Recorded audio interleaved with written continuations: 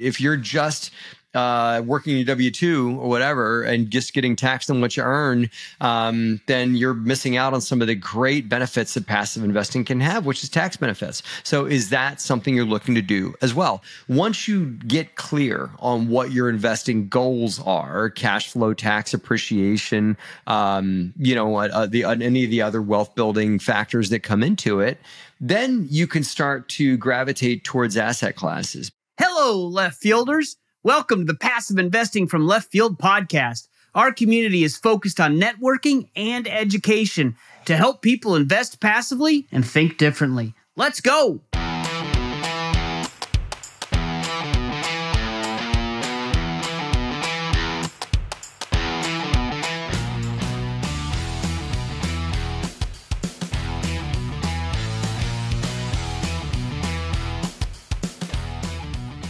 I'm really excited today to have Matt Faircloth with us. He's been a full-time investor for over 15 years, and he has successfully completed fix and flips, office building, single-family homes, and apartment building projects. He has amassed a portfolio of over 1,000 units and raised tens of millions of equity for these real estate projects in both debt and equity positions from passive investors. He is also the author of Raising Private Capital, How to Build Your Real Estate Empire with Other People's Money, which is published by BiggerPockets Publishing and has sold over 50,000 copies as an Amazon bestseller. That is amazing. Matt, welcome to the Passive Investing from Left Field podcast. Jim, thank you so much for that great intro, and it's an honor to be here. Well, we're happy to have you. And the first thing I always ask is kind of tell us a little bit about your journey. How did you find real estate? How did you get into it? How did you hook up with, BiggerPockets, and how did you become an operator? It's all luck, Jim. I'd lucked into marrying a phenomenal woman who put Rich Dad, Poor Dad in my hand in the early 2000s. And so that's how I happened into real estate, because she put that in my hand and I said, this is interesting. This is a whole new way to look at life, right? And so I became very passionate about real estate investing, started playing Kiyosaki's cash flow board game all the time in my mid-20s, and bought my first rental that I lived in one room, rented out the other two rooms to two of my buddies. And that was my first rental property. And then we slowly started to scale. Liz and I did. And I did what any wise man would do when a woman puts Rich Dad, Poor Dad in your hand. You marry her, So Liz and I got married in 2005 and started doing real estate investing and just started investing in Trenton, which is just a few towns away from where we lived. And so it was a good workforce housing market. So we learned from the ground up how to become good landlords. And so I was everything from the property finder to the money finder to the tenant finder to the rent collector, everything. And so we just, scaled it from there, bumped into a lot of walls, made a lot of mistakes, made some money and just learned along the way. And ran that business, Jim, with our own capital and with some of our immediate family capital, until one day when my very, very wise wife was having coffee with somebody she went to grad school with, and told this person all about a real estate investing journey. And he said the magic words, which are real estate investing. That sounds interesting. I'd love to do that too. I just don't have the time. We realized the correlation between our time, what we could put together for him, this friend of hers, and his money that he was putting in 78 hours a week as a financial planner on Wall Street, but had extra money that he wanted to put to work with someone else doing the time investment for him. And so we worked out a great arrangement, and he was our very first passive investor. And we were off to the races from there, and we were able to build and grow our portfolio quite a bit over the years. And it was it's been great. And the BiggerPockets thing was 100% just happened to catch a small startup company that was getting going when they first were opening themselves up as a blog and needed authors. And Liz and I had a good story, and we approached them to say, hey, we'd love to write articles for you. And so we happened to be in the right place at the right time. So there's the luck part of it. That's the 1%. Yeah. The other 99% was the work that Liz and I did in writing articles for them for years. As contributors until we got on the podcast years later. So Liz and I were blog authors for the BiggerPockets blog for years and years and years. And then we made it our way onto the podcast and worked our way in and continued to do great by the organization and put the organization first and worked hard. And that's how, we elevated ourselves as contributors for BP over the years. Yeah, that's great. That's a great story. And you mentioned Liz a few times. So you guys are the first husband and wife team that have been on this podcast, because episode 38, back from November 2021, Liz was on the Passive Investing from Left Field podcast. So that'll be in the show notes, and you can go check that out, and everyone can maybe vote and say who's the better guest. That'll be fun. I vote for her. I haven't even done the show with you yet, Jim, and I vote for her. But and we're actually a husband and wife couple that works together, invests together, lives together, and is happy together. In that. And so there's a lot of concepts. We don't have to get it on this show. I think we'll just have to invite ourselves back on your show with the both of us, because that's a hard. Sure. You think she's a hoot? Bring the both of us together when she can throw barbs and arrows at her husband and use me for the punchline for a lot of her jokes and all that kind of stuff. It's great. We have a good banter together in that, and we'd love to carry that conversation forward about what it is to work and invest and live happily together. Yeah, that's awesome, because that's an important thing too, to be able to, because a lot of people get into real estate and then their spouse maybe doesn't understand it or hasn't read the little purple book and it isn't buying in. And so a lot of this is, hey, how do I convince my spouse, whether it's being an active or a passive investor, how do I get them to come along? And so I think that's a very interesting topic, and how do you actually do that, right? That's the question. Yeah, we'd love to engage in that further. And the bottom line, Jim, is you're not going to get very far. If your spouse is not 100% in agreement towards the journey of passive investing, and the time and money and attention that it takes, whether it's real estate or not. If they want to just fire and forget and put their money into Wall Street and cross their fingers and hope it goes up, that's great. But you're not going to get very far in alternative passive investments, because you need your spouse's buy-in to get real success in this business. Yeah. So talking about success, if you're a passive investor, how do you get into this, right? I mean, that's part of what Left Field Investors does, is we try to help people with the opening steps. But from the perspective of someone like you, who's an operator and a passive investor, what are some of the things that you would recommend to investors who are maybe just getting started and they're not sure, hey, how do I even get into this thing? How do I start? Well, I think that you don't want to just go and Google passive investing, and just throw money to the first one that comes up in the Google search, right? What you want to do is do research on companies, of course, but before you even do that, you want to get clear about what you want, right? Like, ask yourself, through my passive investing journey, what does life look like in 5 years? Are you looking to generate enough passive income to quit your job? Are you looking simply just to build your net worth? Do you love what you do? Are you not sure what you would do with yourself if you quit your job? Like, does your job keep you well behaved, right? And so maybe you don't want to leave your job. Maybe you want to keep doing that, but you also get that you don't want to be attached to the roulette wheel of Wall Street and have that be your only vehicle for financial freedom. And so whatever that may be, and that could be appreciation growth, it could be cash flow, could be tax leverage, right, Jim? I mean, if you're just working your W-2 or whatever and just getting taxed on what you earn, then you're missing out on some of the great benefits that passive investing can have, which is tax benefits. So is that something you're looking to do as well? Once you get clear on what your investing goals are, cash flow, tax appreciation, any of the other wealth building factors that come into it, then you can start to gravitate towards asset classes, because, things like, oil and gas or multifamily real estate or just sticks and bricks investing may have tax advantages, may have some appreciation, may not have a whole lot of cash flow in the beginning. And other things like hard money loans, debt funds, those kinds of things may have lots of cash flow, probably not much appreciation, and zero tax advantages. So really, you could very easily, Jim, without doing that, looking yourself in the mirror, so to speak, you could end up making the very wrong investment and not getting where you want to go unless you get clear on that. Yeah, that is phenomenal advice, not just for the new person, but for anyone. And I know that because I made those mistakes when I first started. I was just so excited to get going and allocate some capital that I just started throwing stuff at anybody, right? So I wasn't doing the proper valuation, but more than that, I didn't figure, hey, what do I need, right? I had just quit my W-2.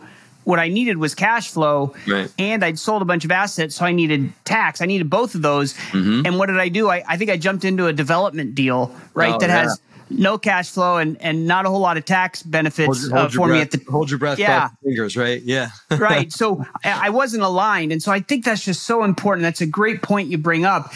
That's fantastic. So once you figure that out, like, okay, I kind of know what my general goals are in this investing. You know, I've selected a few asset classes. What next, right? How do you vet an operator? How do you find an operator first? And then how do you actually decide, that's the person I want to wire 50 grand to? I think that you certainly want to, just shameless plug for your organization, look for organizations that have been either on your podcast or that vetted a bit on your website, or that those in your community have already invested with. A lot of our investors that approach us for our active business for the DeRosa Group typically come in through referrals. Or they find us online or these kinds of things. But the best warm leads come in through referrals from other investors that have worked with us and are happy with other work that we've done. So if I'm looking to get fresh into the business, I would look for referrals from people that have already worked with operators and that they're happy, right? You could also look and once you've maybe gotten some referrals or maybe found some folks through podcasts you listen to or through other research, you want to read some content about that operator. Do the good old Google search, Google them, and don't read the first two things that come up in the fold, because those are probably put there through Google pay-per-click advertising by the operator themselves. Scroll down a little bit, maybe go to page 3, start on page 3 or 4 of your Google search and work backwards from there, right? About other things written about the operator, reviews, those kinds of things.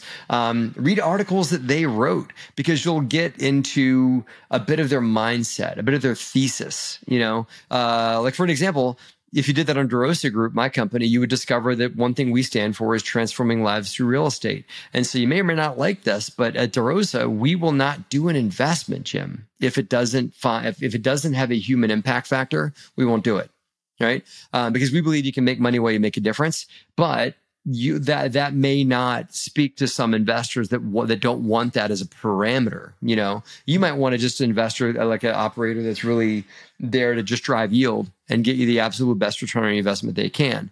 We do that too, but we also do it under the confines of human impact as well, as a company. So that's something you should know, and you'll find that out real quick when you research our company, as you will find out other things from other operators. For the things, Jim, full cycle deals, did they get in? Like how long have they been in, right? Because so many operators right now, Jim, got in like a year or two ago, and that's cool. I get it, but I wouldn't want to invest with somebody that's only been doing this for a little bit. I would want to invest with somebody maybe that's seen other cycles besides an upcycle, which is what we've seen in the last 10 years. Yes. Invest with somebody that's got a few grays like I do, that has seen a down cycle and an upcycle. So that's seen different changes in the market, and they get that real estate doesn't always just go up 10% every year.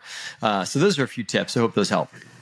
Oh, yeah, it definitely does. And the biggest two, I didn't realize that. I thought, so real estate doesn't go up just 10% every year. I thought that was baked in. I thought it was law, right? Yeah, exactly.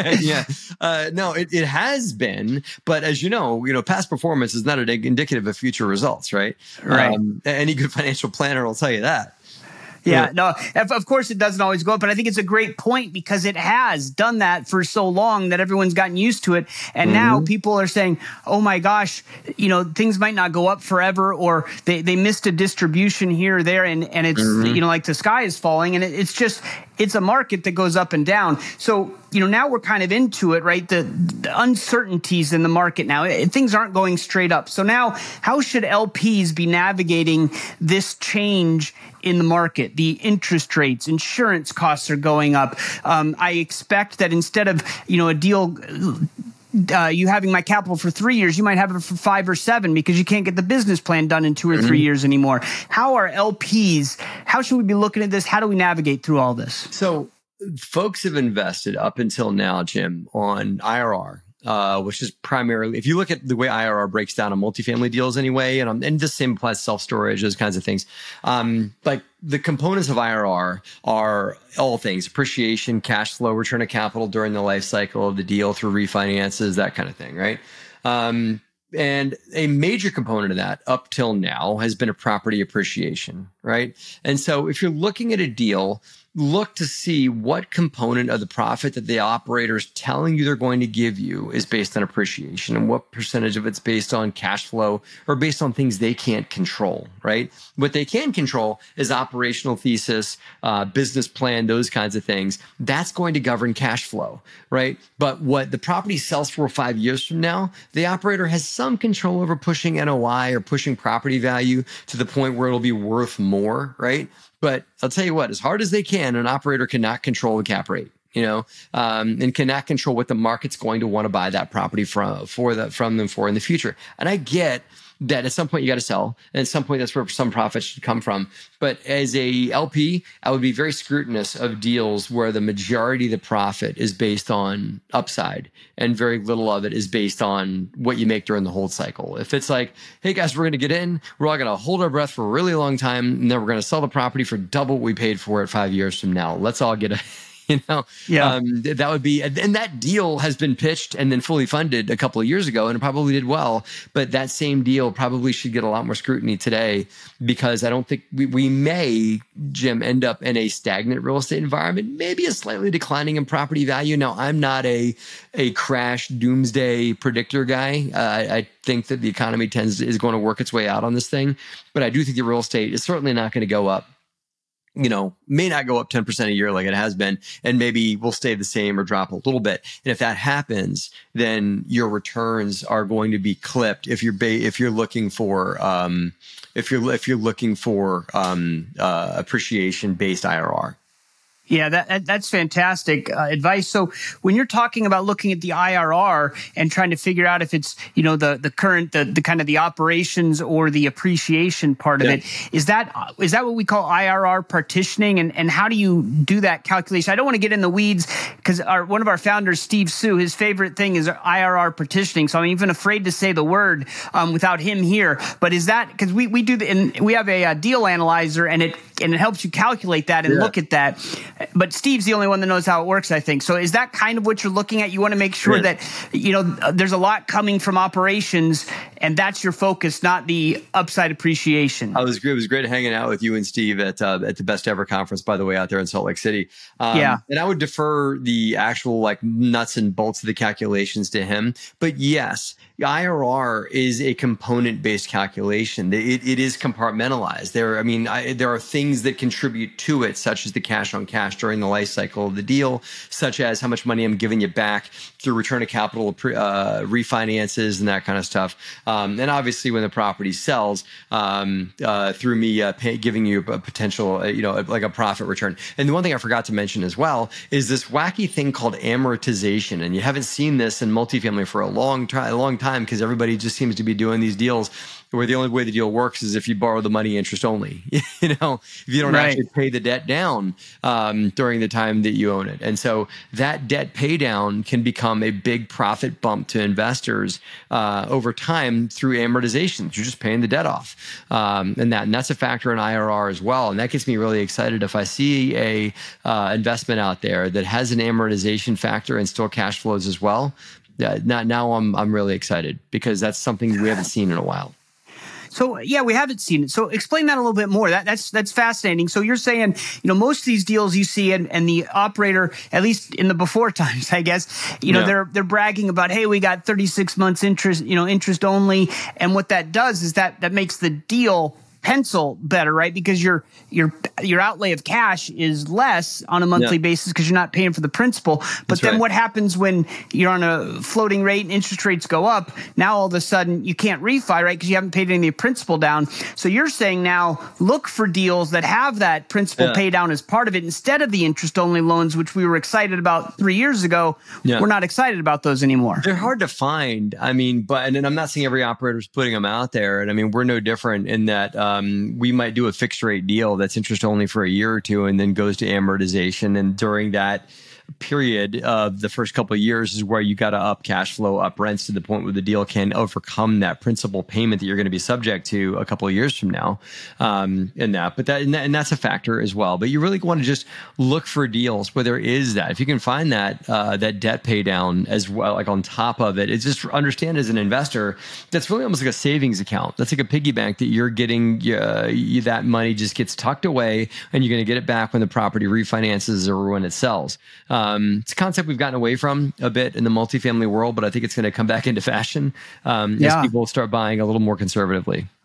Yeah, it's a margin of safety, right? You have your reserves, and then if you're paying down the principal, that gives you more cushion. And in this uncertain environment, I mean that seems like that's a great idea. So I love having that conversation. One more comment, Jim, is that a few investors were talking like HUD was kind of like the redheaded stepchild that nobody would talk to because if you wanted fixed rate debt, you could get a easy up and down, close it with your eyes closed if you're a seasoned operator loan through Fannie Mae and Freddie Mac, right? Called agency debt, right? People forget that Fannie and Freddie have a redheaded stepchild sister called HUD that sits over there in the corner that nobody talks to, right? But HUD actually is becoming more and more in fashion because HUD has cheaper interest rates. You know, HUD is still as of today, Jim, in the low 5% interest rate. Believe it or not, with all the rate hikes going on, you can still get HUD money in the low 5s. And HUD is amortized. You know, maybe a little bit of IO, but likely amortized, maybe amortized day one too, if not a little bit of IO. But they push out their amortization cycle, Jim. So instead of like on a home that you and I may live in, it's amortized over 30 years, meaning like I hold it for 30 years and it pays down over that period of time. HUD pushes that back to 35 and sometimes even 40 years of amortization. So that principal pay down is less manageable in that, but it's still there. So you're still getting a little bit of a chip away at it. And HUD will lock your interest rate and lock you for a lot longer period of time, if not for the entire loan. You can get 30-year fixed, you know, from HUD if you want. And as the rates go down, you can adjust the interest rate on a HUD loan. The bad thing you got to pay, and as an operator, for us or for operators that don't want to deal with it, there is a lot of regulations that come in with HUD. They're going to visit your property once a quarter and walk it and tell you, hey, that sidewalk has a crack in it and you need to replace it, something like that. So they do kind of, those that I know that are very active with HUD tell me that HUD, doing a deal with HUD is like partnering with HUD. They become your business partner in that. But those loans are going to be good for investors, good for us, good for passive investors too. So if I was a passive today, I'd get excited to see a HUD loan because the government is going to be all over that operator, making sure that they behave themselves, making sure that they're reinvesting in the property. You can't be a bad operator. You can't defer maintenance with HUD because they'll make you make those repairs. They'll even start escrowing money out of your monthly payment to repair that roof that's going to need to get fixed in a couple of years or something like that. So as a passive, if I see HUD coming across the table as the finance mechanism, I'm excited. Well, that's great advice too. This is awesome nuggets of info you're giving us. And I want to, well, first of all, IO, interest only. I wanted to mention that. Sometimes we get into the abbreviations and forget. Slang, right? Yeah, exactly. So when Matt was mentioning IO, that's interest only. Right. But I do want to switch gears and talk a little bit about DeRosa Group. Yes. Right? You, from my understanding, and I think this is still true, you focus on two very specific markets. Is that accurate? Yeah. And if so, How did you pick those markets? Because they're not where everybody is, and maybe that's why. And then why two specific markets? Believe it or not, Jim, we don't just go and sit on LoopNet and wait for a deal that shows up at a 10% cap rate. And regardless if it's in Detroit or wherever, do we go buy it, right? I'm not saying other operators doing that, but you never know. We're very, very market specific, and it's benefited us. So we are in Lexington, Kentucky, not Louisville. Lexington, Kentucky. That's not I don't like Louisville. It's just that's not my market. My playground, my sandbox is Lexington, Kentucky. And then the Piedmont Triad, which consists of Greensboro and Winston-Salem, and High Point, North Carolina. Those are our markets, right? We also have a few properties in Lancaster, Pennsylvania, which is kind of close to where I live. And that's why we invest there. But that's also as we were growing as a company, that's where we picked our first asset. So we have another one around the corner from there too. Probably not a market we're going to be doing huge scaling in, but you never know. Right. So those are the three markets that we're heavy in right now. And why, Jim, is it gives me leverage of resources. In my Kentucky properties, we have 12 out there, right? I was just talking to my team today. We're going to be hiring some local contractor, like local labor, that's going to be responsible for working our entire portfolio. Right. We're we're very, very passionate about utility savings, reducing water consumption, A, to save money on the bottom line, and B, just because it's the right thing to do, to reduce water consumption where you can and not be wasteful. Right. So we're going to be doing a lot of leak mitigation, water metering, that kind of thing. And instead of hiring, ABC Plumbing to install all these water meters for us, we're going to hire local labor. I'm going to hire an employee whose job in life is going to be to go tighten water valves and stop leaks and install these water meters. And we have over 1,000 of them that need to go in, Jim. This person will be employed for years installing water meters and fixing leaks out in Kentucky. That's going to be their job, and they're going to love it because they love that kind of work. And so that's going to be their joy, and we're going to create that for them. I can't do that if my assets are all over the world, right? I can do it because I've got, 1,200 units all in one geography. And we didn't buy them all at once. We bought them over years of time. And because we tripled down on geography of a market, then I can start hiring local. I can leverage local resources. We have other assets of people. We have people that sit over top of multiple properties, multiple assets we have out there, and so I can share resources, share people, share vendors. Any contractor is going to take me a little more seriously if I go like, hey, I get you want to give me a really high price to replace this roof, but I've got a dozen other apartment buildings that are all going to need roofs the next 3 years. So can't you give me a 15% discount on this roof? And I'll give you first look. I'll give you first bid on all the other roofs that we need. And we're able to negotiate better deals through contractors like that because I can give them scale in their local economy, which they can't get if you got one apartment building in Topeka, two in Dallas, one in Atlanta, God bless, but you can't leverage resources like we can. Right. Yeah, that's a great point. And so you mentioned this before, and I took a note, human impact factor. Yes. What is that and why?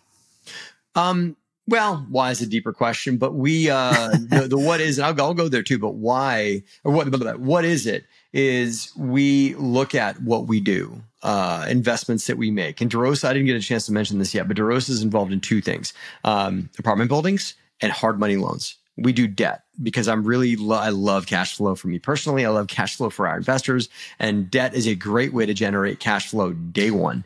Because as long as the borrower makes that monthly payment, you're getting cash flow back to yourself as the investor. And so if we're issuing a new loan from our lending company, or if we are issuing a new multifamily apartment building investment, I need to understand that what we're doing is going to make a good impact on people. Is it going to create jobs? Right?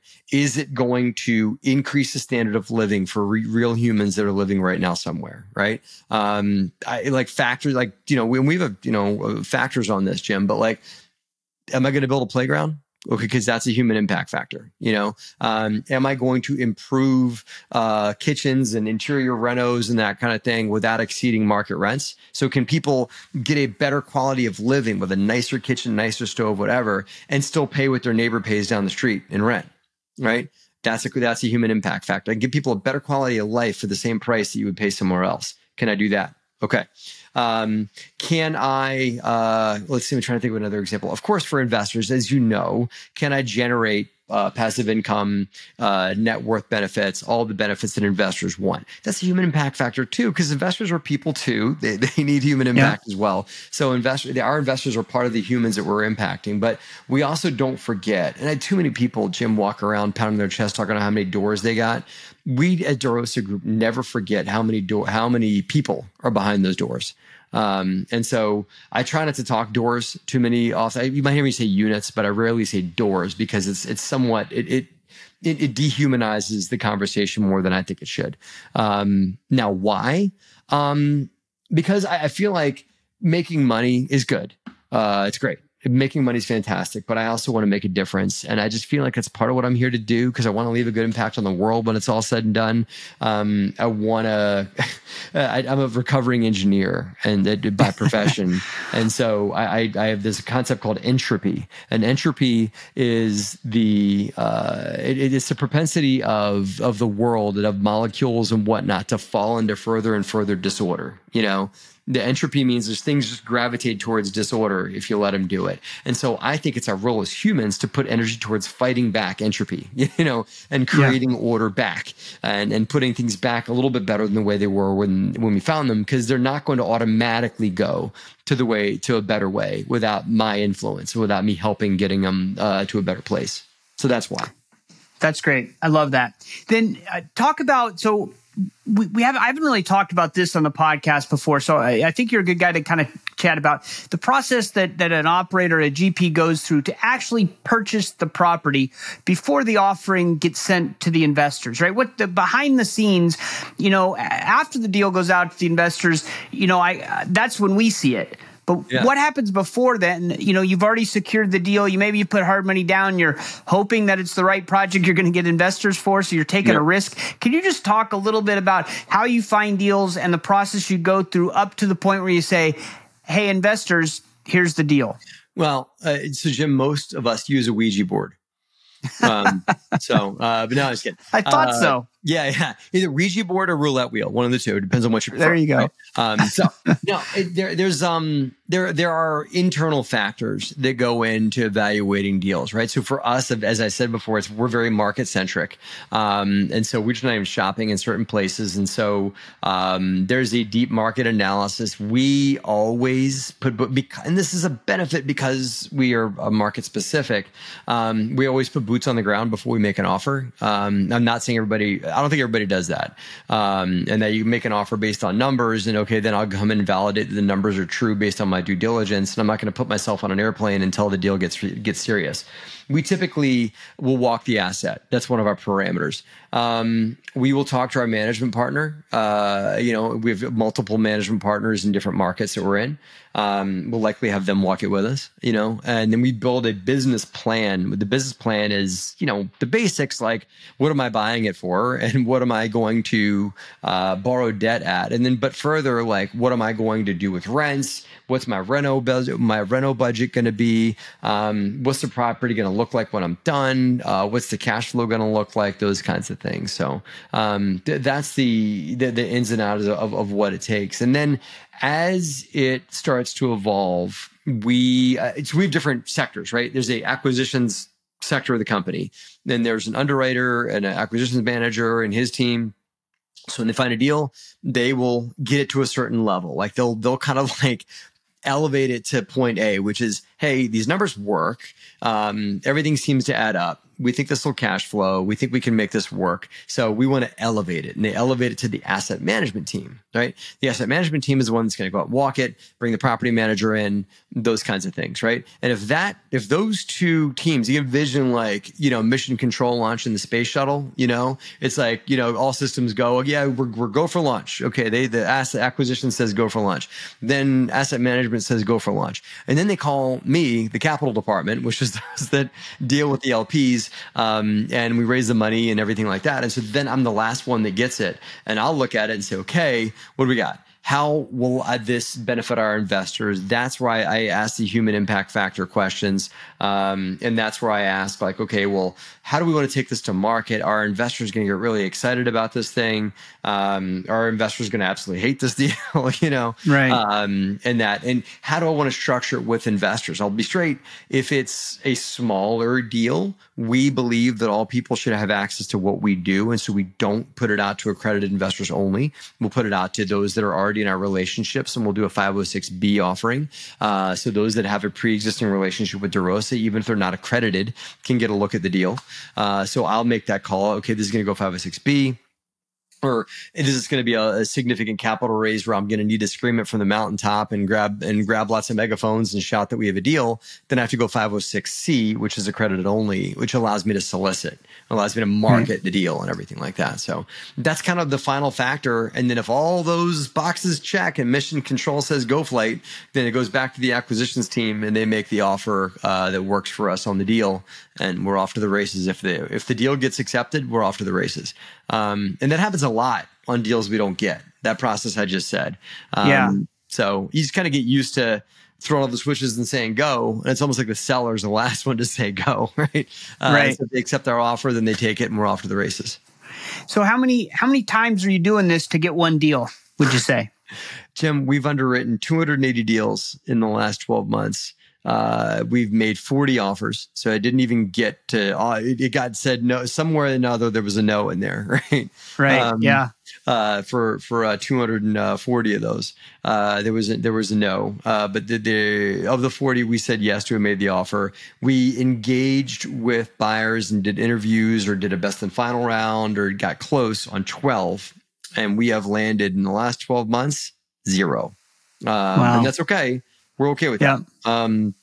So the last thing I want to do is do a bad deal. And there's plenty of opportunities we had where it's like, hey, if you just come up another 10% on your offer, you can go under contract. Or if you give us another X amount of dollars or go in with money non-refundable day one or whatever it is. But we don't compromise our principles or our terms around these kinds of things, because if I end up paying more, yes, I get a deal. Yes, I get an acquisition fee. Yes, I get to keep my trains running. But I also put my investors in more of a risky position. And I think investors should be questioning that in today's market and looking like, well, what was the seller asking and what's this under contract for? Well, the seller was asking $15 million and it went under contract for 17.5, Well, wait a minute. I mean, that extra money that it got bid up is all investor risk. Because it's a hurdle that the LPs are going to have to get over in overpayment on the property and been paying probably more than what the seller was even asking. And through the bidding process, it got priced up. So I just got to be cautious of doing overpriced deals in today's market. I'm not saying there's not deals to be done, but there's a lot of deals that are probably getting bid up higher than they should these days. Okay, and so let's say that once you do all those processes and you get a deal, right? I know you haven't in the last 12 months, but obviously you have deals that you've been successful on. Yeah. How do you decide the exit? Like a deal's cash flowing, it's doing everything you thought it would do. How do you decide, especially in this current market? How do you decide? Let's sell it and give the investors their capital back and complete the business process. That's to do so a couple things, right? We're selling an asset right now because it'll be a good return for investors. And that there's another asset we have that we could have sold and made investors a lot of money, but we elected to refinance because we think there's more juice to squeeze there. And we also believe that DeRosa's presence is going to be in that market for the foreseeable future. The one that we're selling, we're not sure if we're going to be in that market for the foreseeable forever and ever and ever. But the one that we just refinanced, that's going to be a market we're in for the long haul. And so we think that we can get investors more return on their money by holding the asset longer than we would by selling today. So there is what is our belief in this market and what is DeRosa's long-term commitment to this market factor that comes in? And what would investors' return be if we sold? We're constantly doing buy-sell analysis on properties. So that's a factor that goes in when you're looking at whether or not you want to buy, whether or not you want to sell. Okay, great. Well, this has been fascinating, a great episode. The last question I always ask is, what's a great podcast that you listen to that you'd like to recommend to our audience? I'm all over the place. I listen to I listen to Joe Rogan sometimes, when I've got like the 3.5 hours to spare to listen to his Right. show. And that I still listen to BiggerPockets on a regular basis on the real estate side. I don't listen to any one show religiously. Oh, I'll give you one show that I just got into, the Ed Milet show. More mindset, more like just interviewing high peak performers and stuff like that. Like he interviewed Matthew McConaughey, he interviewed a lot of good folks, like Jocko Willink and folks like that. He interviews, high level performers. Tim Tebow, that name was slipping me. But he interviewed him as well. So I like, shows that interview people that have kind of figured out life to another level, and to get inside their brain a little bit about what makes them tick. So the shows like that really I gravitate towards. Awesome. We'll put all those in the show notes. And if listeners want to get in touch with you or DeRosa Group, what's the best way they can do that? You said the website, you said the number, you said the company, derosagroup.com, DEROSA group.com. They can learn about passive investing with us because you do offer that. We also offer education and as part of our business, and they can pick up a copy of my book, Raising Private Capital. If you want to get inside the brain of people that raise money from LPs and get a look at what makes us tick as capital raisers, my book, Raising Private Capital, is out on that website, and they can get the newly revised edition of it with forward written by Pace Morby and new chapters written by me in that book as well too. Awesome. Well, thank you very much for your time. This was fascinating content. Really appreciate you being on the show. Thank you for having me, Jim. Look forward to talking to you again soon. I really enjoyed talking to Matt. There are some things that I got out of there that I hadn't heard before, hadn't talked about before, and just really enjoyed that podcast. Some of the things that really stuck out to me, and it seems obvious, but I didn't do this when I first started, but what do you want? Why are you investing? And you got to figure this out before you invest. What are your goals? Are you investing for cash flow? Are you investing for appreciation, tax benefits, or something else? You don't have to have it solid, written down in black ink necessarily type of goal, but just an idea of what are you doing? What are your goals? What are you trying to do? I'm horrible at setting goals, but what I did after I messed up at the beginning of my passive investing journey, at the beginning of each year, I just kind of write down, hey, how many deals do I want to get in? How much capital am I going to deploy? And what asset classes am I thinking about? I don't always have control. In fact, I never have control about what comes across my desk, what opportunities are available from what sponsors and what asset classes, but it just gives me a sense of, okay, I know that I am a cash flow investor, so I need to focus on that, and here's how I'm going to do it. And as Matt said, you figure out your goals, then you find the asset class, then you find the operators and do the vetting. And I thought that was just a great process to put in place as you're kind of getting started. And a great process for you to do if you're in year 10 of this, just every year kind of reset, or every 6 months or every 2 years, however you want to do it, just so you know that you're actually investing in the kind of deals that are going to achieve the goals that you've set. And then one thing he mentioned, we always talk about vetting the operator. I think I ask that almost every single time that I talk to somebody, because I want to get all the nuggets that people have. And I got a new one this time. Go to page 3 of the Google results. I think that's great, right? I never find myself going past, the third or fourth result, let alone the third or fourth page. But if you go down far enough, I'm going to have to check it out because I haven't done it yet. If you go down far enough, you might find some interesting things that don't show up front. And so just another way to search, another way to do a little bit more due diligence and dig into it.